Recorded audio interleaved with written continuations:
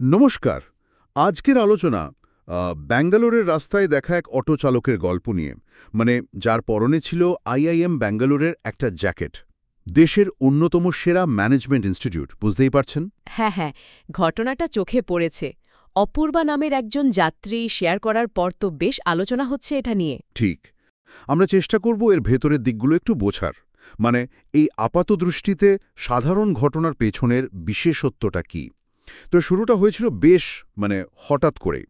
অপূর্বা অটোতে উঠেছেন আর দেখলেন চালকের গায়ে ওই আইআইএমের লোগো দেওয়া জ্যাকেটটা। স্বাভাবিকভাবেই অবাক হওয়ার মতো ব্যাপার। মানে প্রথম দেখায় তো মনে হতেই পারে উনি ওখানকার ছাত্র বা প্রাক্তনী। হ্যাঁ, সেই কৌতূহল থেকেই তো কথা শুরু। আর তাতেই জানা গেল অন্য গল্পটা। চালক ভদ্রলোক আসলে ওই ইনস্টিটিউটের হোস্টেলের একজন বেতনভুক্ত কর্মী। জ্যাকেটটা তার নিজের কেনা নয়। হ্যাঁ, এই জায়গাটাই কিন্তু খুব ইন্টারেস্টিং। মানে জ্যাকেটটা আসলে একটা উপহার। হোস্টেলের ছাত্ররা চালকের ব্যবহারে, তার পরিশ্রমে আর আন্তরিকতায় বেশ খুশি হয়ে, মানে ভালোবেসে আর কি, কৃতজ্ঞতা থেকে এটা দিয়েছিল। বা তার মানে এটা শুধু একটা জ্যাকেট নয়, একটা সম্পর্কের, একটা শ্রদ্ধার প্রতীক। একদম তাই। পারস্পরিক শ্রদ্ধা আর কি, ছোট উপহার, কিন্তু এর ইম্প্যাক্টটা অনেক বড়। ঠিক। কিন্তু গল্পে তার একটা মোচড় আছে, তাই না? ওই দ্বৈত ভূমিকাটার ব্যাপারটা। মানে একদিকে তিনি হোস্টেলের কর্মী, আবার অন্যদিকে অটোচালক। হ্যাঁ, হোস্টেলের নির্দিষ্ট সময়ের কাজের পর, মানে ধরুন রাতে বা অন্য অবসর সময়ে, পরিবারের জন্য বাড়তি কিছু রোজগারের আশায় উনি অটো চালান। এই দ্বৈত জীবন একদিকে যেমন তার লড়াইটা দেখায়, অন্যদিকে এটা সামাজিক তাৎপর্য কি হতে পারে? দেখুন, এটা আমাদের দুটো জিনিস নিয়ে ভাবতে বাধ্য করে।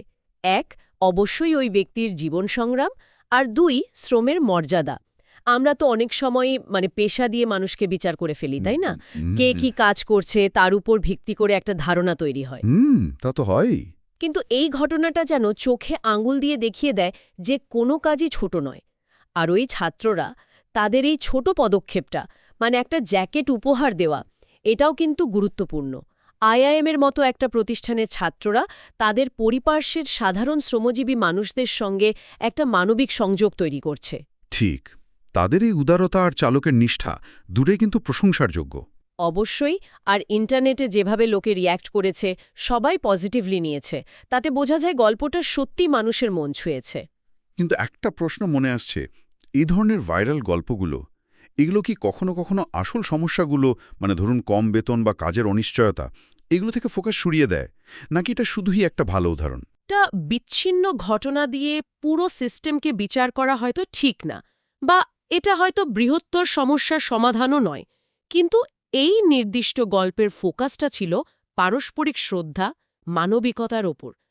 ছোট ছোট ভালো কাজ, ছোট ছোট স্বীকৃতিও যে মানুষের জীবনে কতটা পজিটিভ প্রভাব ফেলতে পারে, এটা তারই একটা উদাহরণ। মানে এটা নিছক ভাইরাল খবর নয়, তার চেয়েও বেশি কিছু। হ্যাঁ, আমার তো তাই মনে হয়। কাজের প্রতি দায়বদ্ধতা আর মানবিক সম্পর্কের একটা সুন্দর ছবি এটা। পেশা যাই হোক, দিনের শেষে মানুষ হিসেবে সম্মানটা জরুরি, এটাই মূল কথা। তাহলে একটা জ্যাকেট, সেটা ছাপিয়ে উঠে এলো পারস্পরিক সম্মান আর মানবিকতার একটা বড় বার্তা। আজকের আলোচনা থেকে আমরা দেখলাম কিভাবে একটা সাধারণ জিনিস, একটা জ্যাকেট, একটা অসাধারণ গল্পের প্রতীক হয়ে উঠতে পারে, যা আমাদের শ্রমের মর্যাদা, কৃতজ্ঞতা আর একজন মানুষের জীবন সংগ্রামের কথা নতুন করে মনে করিয়ে দেয়। একদম। আর পুরো বিষয়টা আমাদের আরেকটা জরুরি প্রশ্ন নিয়ে ভাবতে বলে।